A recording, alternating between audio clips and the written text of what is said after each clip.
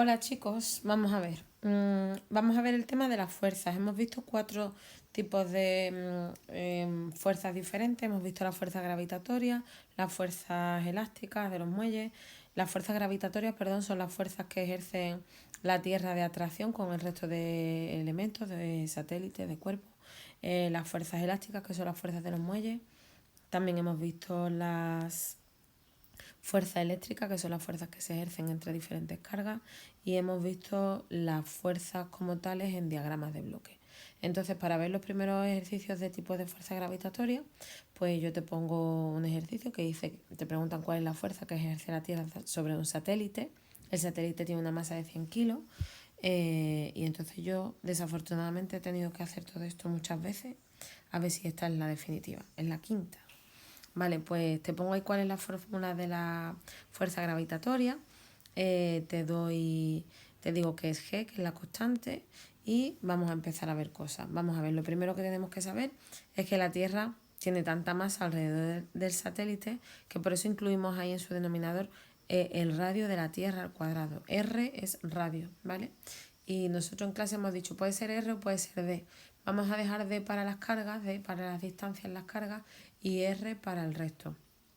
Vale, pues aquí lo que tenemos en cuenta es que como el radio de la Tierra es tan grande en referencia o con respecto al radio de un satélite de 1000 kilos, pues cuando vamos a incluir los datos ponemos que la fuerza gravitatoria es G 6,67 por 10 elevado a menos 11. Después tenemos la masa de la Tierra, que te la doy siempre, 5,9 por 10 elevado a 24. La masa del satélite, 10 elevado a 3, en notación científica, y el radio de la Tierra es 6,4 por 10 elevado a 6. Esto, cuidadito al cuadrado, mucho cuidado con la calculadora. La fuerza gravitatoria es 9,6 por 10 elevado a 3 newton. ¿Qué pasa si en vez de ser un satélite pequeñito es la Luna? Pues mira, que aquí sí vamos a tener que tener en cuenta el radio de la Tierra, la distancia que hay a la Luna y el radio de la Luna. Vale, perdón, eso no está bien dibujado, pero creo que es entendible. Vale, pues la fuerza gravitatoria sería igual a 6,67 por 10 elevado a menos 11, pero la masa de la Tierra sigue siendo la misma. Ay, masa. Voy a dejar esto como masa. Bueno, no, vamos a quitarlo.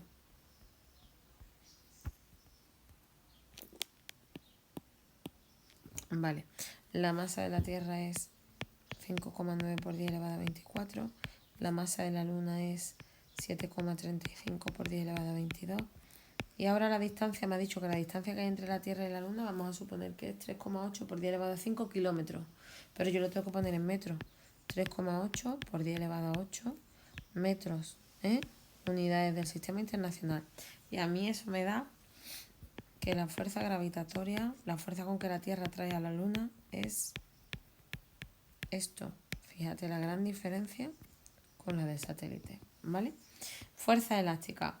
Vale, pues las fuerzas elásticas son las fuerzas de los muelles o los resortes. El ejercicio que te pongo es que un jugador de baloncesto que hace un mate y antes de caer al suelo se cuelga sobre el aro. Esta es mi porquería de aro que yo he buscado, ¿vale? Y él se cuelga y entonces hace que esto se desplace. Porque vamos a suponer que el aro hace como de muelle, porque se estira y después vuelve, ¿vale? Eso sabemos todos que es así. Bueno, pues esto aquí, vale. Esta distancia, que para mí es X, usando la ley de Hooke, la ley de Hooke me dice que la fuerza es igual, la fuerza elástica es igual a la constante elástica por el incremento de distancia en este caso, ¿vale? Pues la ley de Hooke dice que la fuerza es... ¿Qué fuerza es? Vale, pues la fuerza es la del peso. Mis vecinos hacen cosas mientras que yo trabajo. Vale, pues la fuerza es la del peso y la fuerza del peso es M por G. Así que en Newton, ¿vale? No sé qué he puesto yo ahí. Eso, vale, espérate.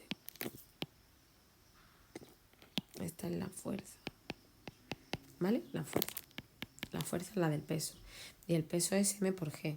Y M es 114 y G es 9,8.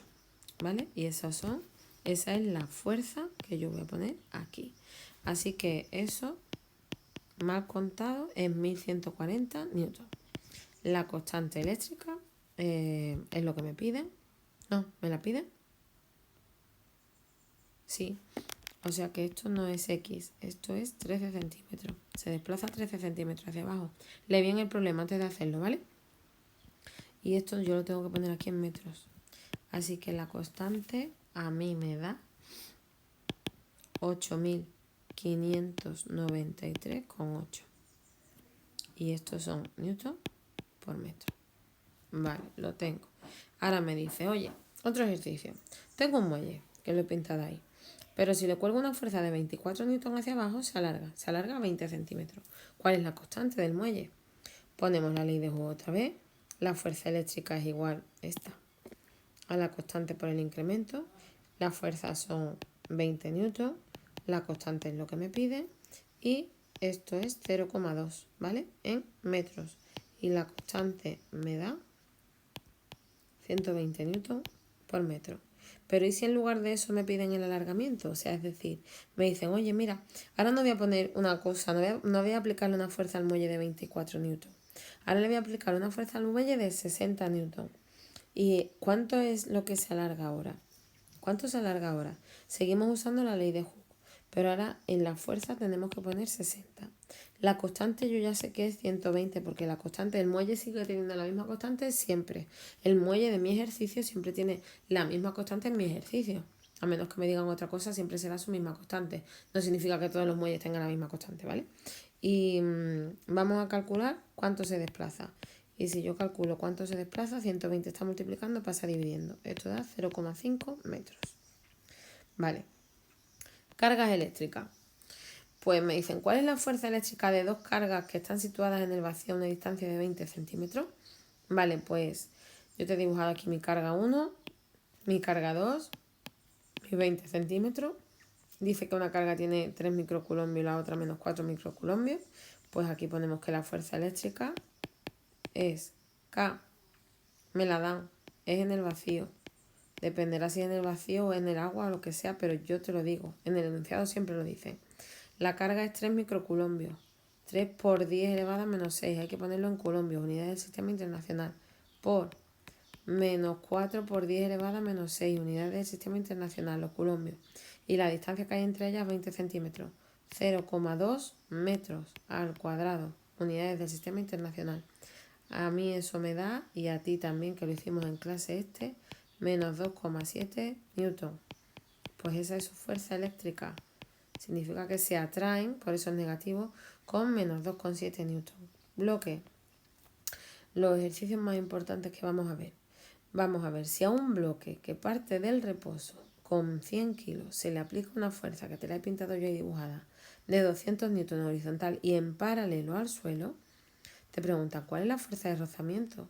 Vale, pues la fuerza de rozamiento, aquí es donde se me ha cortado todas las veces. No es en el cambio de hojas por el tiempo, entonces, vale.